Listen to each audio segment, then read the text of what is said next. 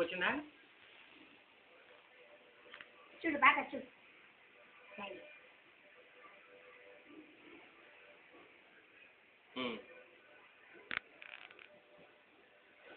చూసావా వచ్చిందా